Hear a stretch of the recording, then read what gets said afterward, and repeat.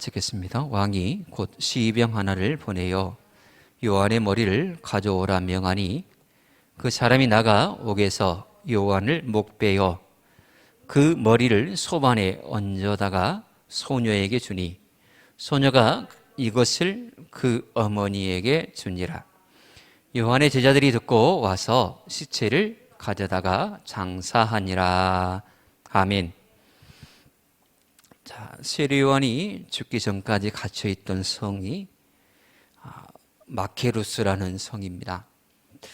이 성은 굉장히 그 험지에 있는데요. 앞으로는 사해 바다가 보이는 그곳에 가장 꼭대기에 천년의 요새처럼 세워진 성이 바로 이 마케루스라는 성입니다. 그 성의 지하에 세례 요한이 쇠고랑에 채인 채 묵혀 투옥되고 있었지요. 그 요새는 아무도 찾지 않는 요새요, 감옥이었습니다. 지금도 이 마케루스 성의 그대로 보존되어 있고 지하 감옥에 세례 요한을 묶었던 그런 쇠고랑과 또 갈고리가 그대로 남아있다고 그럽니다. 인생의 마지막을 그 위대한 하나님의 종이 인생의 마지막을 차디찬 감옥에서 햇빛도 들어오지 않는 그곳에서 생을 마감하는데 그냥 그 상태로 죽은 게 아니라 왕의 생일날 한 어린아이의 춤값으로 위대한 하나님의 종이 목베임을 당하였고 소반에 그 머리가 올려진 채로 조롱꼬리가 되어서 마지막을 그렇게 장식하게 되었습니다. 오늘 이 시간 우리가 살펴보기로 원하는 것은 이 세례 요한의 죽음을 통하여서 과연 우리가 얻을 수 있는 교훈이 무엇일까 하는 것입니다. 한번 왔다 가는 것은 하나님께서 정하신 것이기는 하지만 위대한 종, 하나님의 종인 세례 요한이 이 땅에 참으로 와서 영향력 있게 예수님이 오실 길을 예비한 그가 마지막을 그렇게 우리가 보기에, 일반적인 사람들이 보기에 참 비참하다라고 싶을 정도의 죽음을 맞이한 이유가 무엇일까요?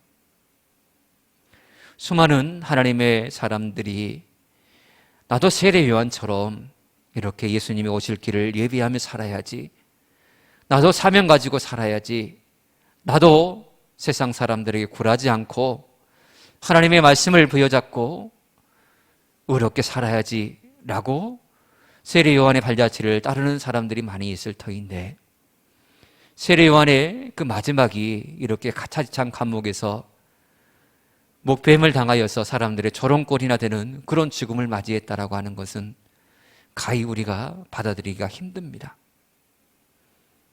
어느 누가 나도 이와 같은 죽음을 맞이해야지 라고 싶을 사람이 어디 있겠습니까? 그럼에도 불구하고 하나님께서는 세례 요한의 이 비참한 죽음을 그대로 사실적으로 기록하고 있다라고 하는 것입니다. 세례 요한의 이 죽음은 과연 우리에게 어떤 교훈을 주고 있는 것일까요? 먼저는 하나님께서 맡겨주신 사명에 생명을 걸어야 된다라고 하는 그런 교훈을 우리에게 주고 있습니다. 어떻게 죽음을 맞이할까? 이것이 우리의 고민이기는 합니다만은 그러나 그보다 더 먼저 생각해야 될 것은 하나님의 사명이더라라고 하는 것입니다.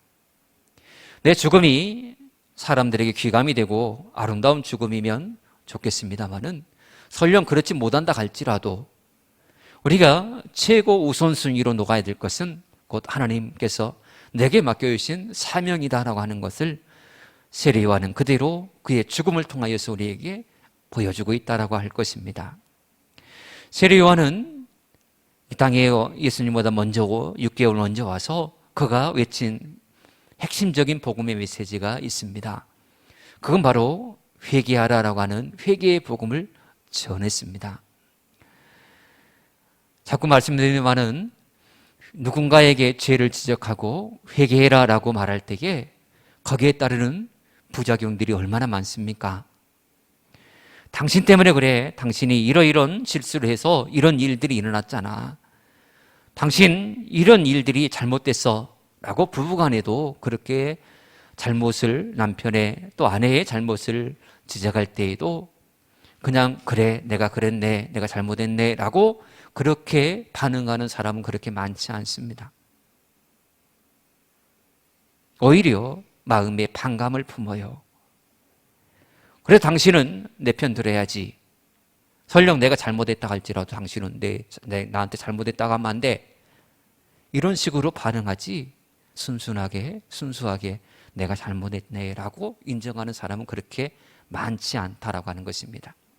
혹 여러분들의 배우자가 어떤 실수를 범해서 그것을 지적했을 때에 내가 잘못했다라고 인정하신다면 참으로 하나님께서 짝지어 주신 참으로 행복한 너무나 좋은 배필을 만나셨다라고 생각해도 됩니다. 세례 요한은 특별히 헤롯의 잘못에 대해서 강력하게 지적하는 모습을 보여줬습니다. 왜 그랬을까요? 지도자의 잘못을 왜 그렇게 강력하게 지적했을까요? 그것은 지도자는 그 단순한 범죄의 모습으로 치부하지 않고 지도자에게는 대표성이 있기 때문에 그랬습니다. 한 나라의 왕이 우상을 숭배하면 그 백성들은 당연히 왕도 우상 숭배하는데 나는 해도 되겠지 이런 생각을 갖거든요. 한 나라의 왕이 잘못을 범하면 그 잘못은 왕에게서 그냥 끝나버리는 것이 아니라 백성들에게 참 좋지 않은 영향을 끼치기에 그래서 세례 요한은 이 헤롯의 잘못을 강력하게 지적한 것입니다. 헤롯의 잘못이 무엇이었습니까? 지난 시간에 살펴봤죠? 헤롯 안디바가 헤롯 대왕의 뒤를 이어서 왕위에 오른 이후에 로마에서 잘 살고 있는 그의 사촌 동생 빌립의 집에 찾아갔다가 빌립의 아내인 헤로디아를 보고서 뿅 가가지고 이 헤로디아를 꼬셨어요. 유혹해가지고 빌립과 이혼하게 만들고 자신의 아내로 삼아버렸습니다. 있을 수 있지라고 생각할 수도 있고 그것이 뭐가 그렇게 드러내놓고 강력하게 그렇게 비난할 일이냐라고 싶을 수도 있습니다. 그거 꼭 그렇게까지 신랄하게 비판해야 되느냐라고 그런 생각도 할 수 있습니다. 그러나 세례 요한은 이것이 잘못이다라고 강력하게 드러내며 비판했던 것입니다. 자꾸 말씀드리지만 그것은 지도자의 범죄이기 때문에 그렇습니다.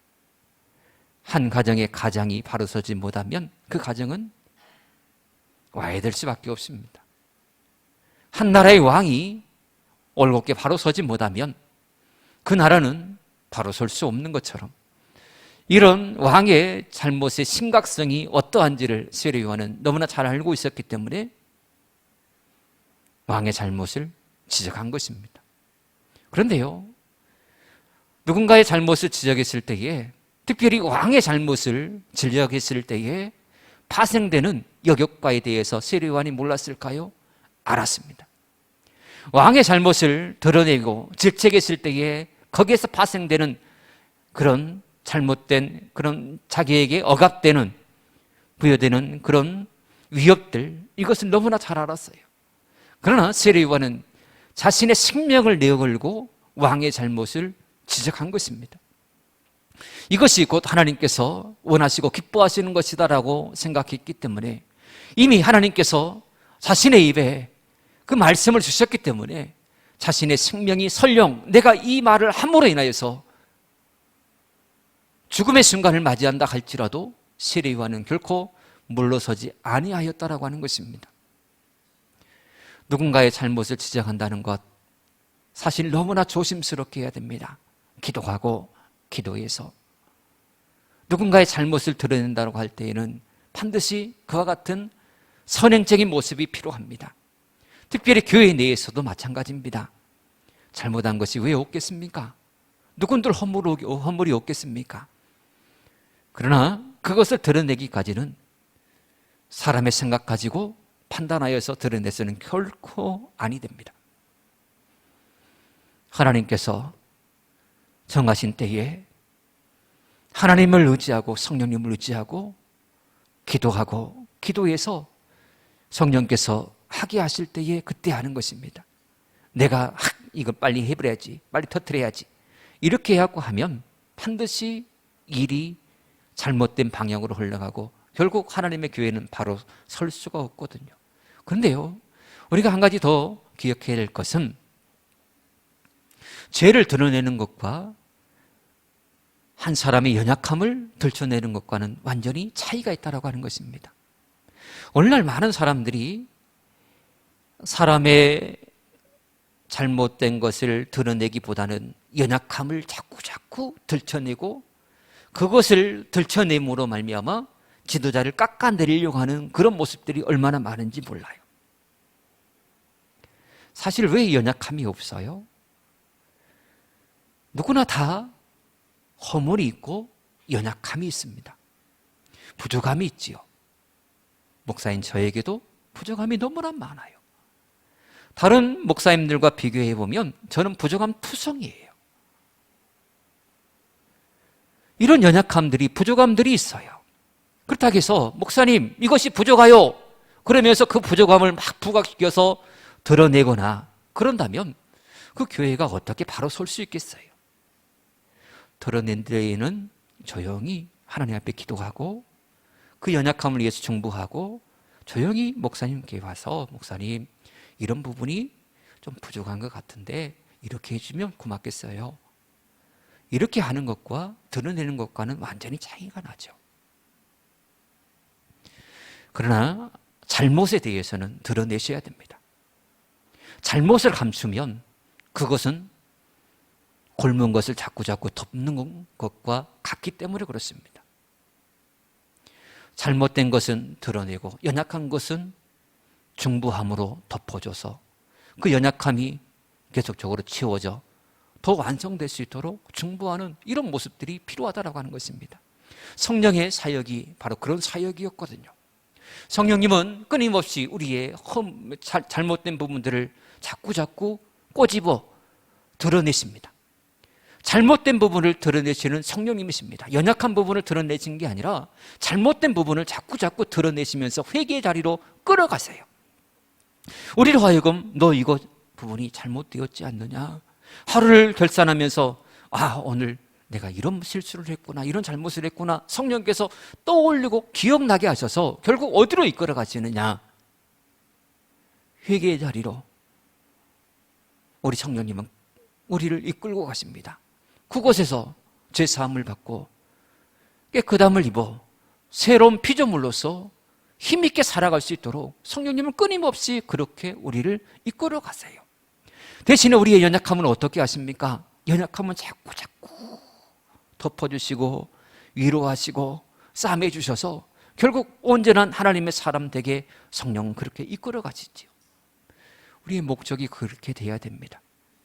누군가의 잘못을 지적하는 목적, 연약함을 위해서 중보하는 목적이 바로 이와 같아야 된다라고 하는 사실입니다. 하나님께서 우리에게 생명을 요구하는 순교의 헌신을 요구할 때도 있을 것입니다. 그런 축복이 주어진다면 너무나 감사하겠어요. 순교자가 아무나 그냥 되는 게 아니라는 것을 우리는 잘 압니다. 순교할 수 있는 그 기회가 만약에 주어진다면 우리에게는 얼마나 큰 축복일까요? 우리에게 그 순교의 축복이 주어질지는 모르지만 오늘 세례 요한이 보여준 이 생명을 내어던진 사명을 위해서라면 내 생명까지 아낌없이 내어드리겠다라고 하는 이런 결단으로 살아가시는 여러분 모두가 되어주기를 축복합니다. 세례 요한의 죽음은 바로 이것을 우리에게 첫 번째로 교훈하고 있어요. 그리고 또 하나는 소반에 담겨진 세례 요한의 죽음은 참으로 귀한 것이 무엇인가를 우리에게 질문하고 있어요. 무엇이 가장 귀한가라고 하는 것입니다. 이 질문을 우리에게 던져주고 있어요. 우리는 요한의 마지막 모습을 보면서 이런 생각을 할 수 있습니다. 아니, 하나님께 특별하게 선택받고 하나님의 복음을 증거하며 위대한 일들을 행하였던 세례 요한의 마지막이 한낱 춤값으로 사람들의 놀이개로 이렇게 죽는 것이 과연 옳은 일인가? 과연 하나님을 위해서, 주의 복음을 위해서, 사명을 위해서 모든 걸 다 포기하고 힘썼던 하나님의 사람의 마지막이 과연 이렇다라고 하는 것이 과연 옳은 일인가? 여러분, 우리가 생각할 때에는 진짜 그렇지요. 세례 요한의 죽음이 진짜 어이없습니다. 납득하기가 어려워요. 장엄한 죽음, 결코 그것과는 아주 멀지 않습니까? 그런데 세례 요한의 죽음을 보면서 우리가 생각해야 될 것이 있다면 과연 무엇이 중요한가라고 하는 것입니다. 우리는 다양한 형태의 죽음을 보면서 살아가고 있습니다. 사는 것, 이 땅에 잘 태어나는 것도 중요하고 잘 사는 것도 중요하고 마지막에 잘 죽는 것도 큰 축복입니다. 그러나 진짜 우리가 과연 어떻게 죽는 것이 가장 장엄하고 가장 복된 죽음이라고 여러분 생각하십니까? 다양한 죽음을 우리는 맞이하고 살아가고 있어요. 어떤 사람들은 그래요. 질병으로 죽거나 사고로 죽으면 진짜 불행하게 죽었다라고 그렇게 얘기를 해요. 그러면 어떻게 죽는 것이 잘 죽은 거예요? 죽음에 대해서 우리는 생각해 볼 때에 어떤 것이 잘 죽는 것일까? 그냥 편안하게 9988, 234 누가 그러더라고요. 99세까지 팔팔하게 잘 살다가 2, 3일 조금 시름시름 하다가 그냥 하늘 날아가는 것이 가장 복되다고? 과연 어떤 죽음이 가장 복된 죽음인가?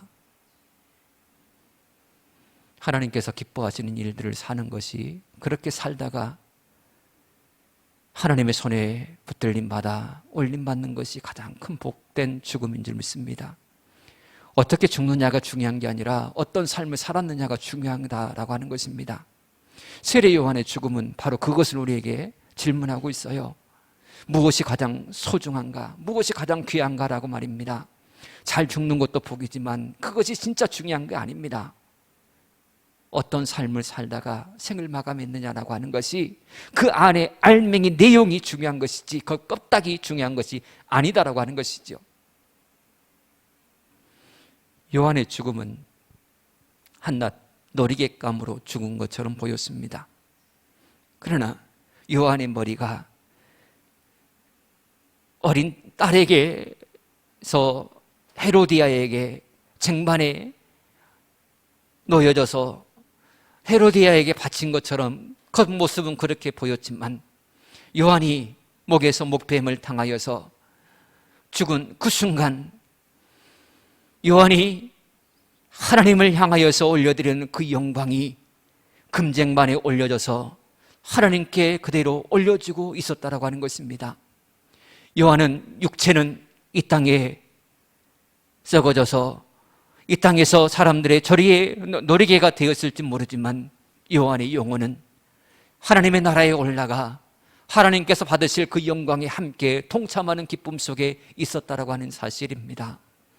여러분, 하나님께 내 인생의 최후의 순간에 무엇을 드리려고 여러분들은 준비하고 계십니까? 사람은 천년만년 사는 사람이 아닙니다. 그런 존재가 아닙니다. 누구나 다 잠깐 있다가 하나님께서 부르시면 가야 되는 그런 존재이지요. 저는 저희 아버지에게 자꾸 이런 말씀을 자꾸 드려요. 아버지가 속으로는 쏘문해 하셨을지 모르지만 지금도 농사를 얼마나 많이 지은지 몰라요. 83살이에요. 그런데도 불구하고 올 여름에는 올 모내기 할 때는 직접 모를 떠다가 손으로 논들을 다 심으셨대요. 아버지한테 그랬어요. 아버지, 아버지 연세가 지금 어떻게 되세요? 83세잖아요. 그럼 아버지 몇 살까지 사실 것 같아요? 몰라. 얼마 못 살겠지. 얼마 못 사실 분이 왜 이렇게 많은 논들을 직접 몸으로 이렇게 하시냐고. 아버지, 이제는 노년을 준비하셔야지라.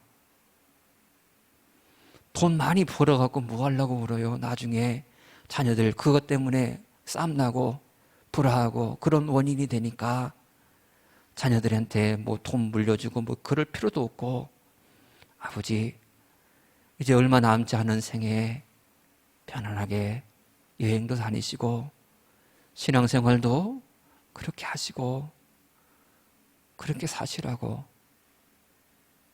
그렇게 자꾸 말씀을 드려요. 우리의 생은 그렇게 길지 않아요. 그러나 우리는 그 죽음에 대해서 실감하지 못하는 삶을 살고 있는 것 같아요. 마지막 때를 준비하기에는요, 너무나 촉박해요. 아직 83세니까 좀 더 살겠지. 아니요. 누가 그것을 장담해요? 아무도 장담할 수 없어요.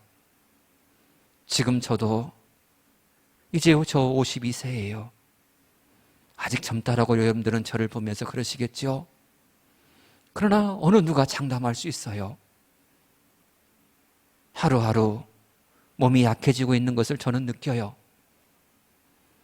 여러분들이 볼 때는 참 우스운 소리이겠지만 아직 팔팔한 저도 제 몸의 연약함을 느끼고 있어요. 하나님 앞에 섰을 때에 과연 무엇을 드릴 것인가? 이것은 나중에 해야 될 문제가 아니라 하루하루를 살아가는 우리가 순간순간마다 질문하며 준비해야 되는 일이다라고 하는 것입니다. 세례 요한의 죽음을 통하여서 진짜 우리에게 소중한 것이 무엇인가 다시금 질문해 보기를 축복합니다. 우리가 이 땅에서 많이 벌고 많은 것을 누리고 많은 것을 남기고 그것이 진짜 중요한 것이 아니라 어떻게 사는가, 그 안의 내용이 진짜 중요하다라고 하는 것입니다. 하나님 앞에 올려드릴 것은 다른 것 아닙니다. 이 땅에서 얼마만큼 하나님의 영광을 위해서 살아갔는가, 얼마만큼 참고 인내하며 주의 사명을 감당하기에 몸부림쳤는가, 이것이 하나님께서 보시는 것들이라고 하는 것입니다. 남은 생에 하나님께서 기뻐하시는 삶을 살아가는 여러분 모두가 되어지기를 축복합니다.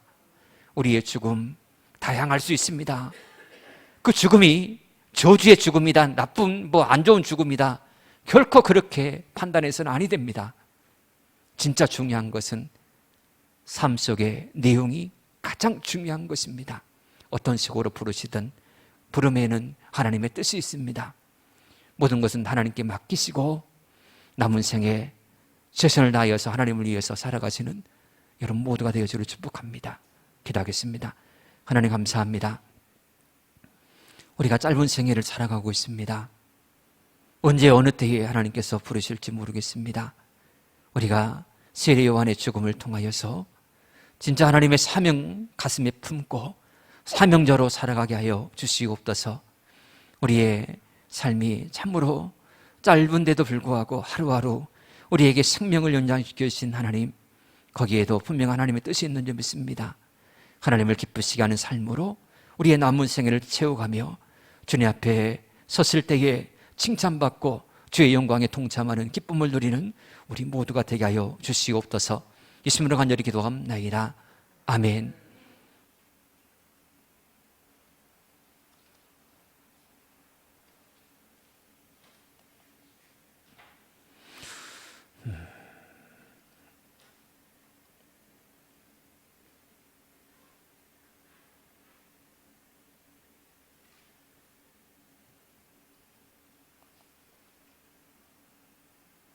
좋은 일이 있으리라 1절 부르신 후에 기도를 해 마치도록 하겠습니다.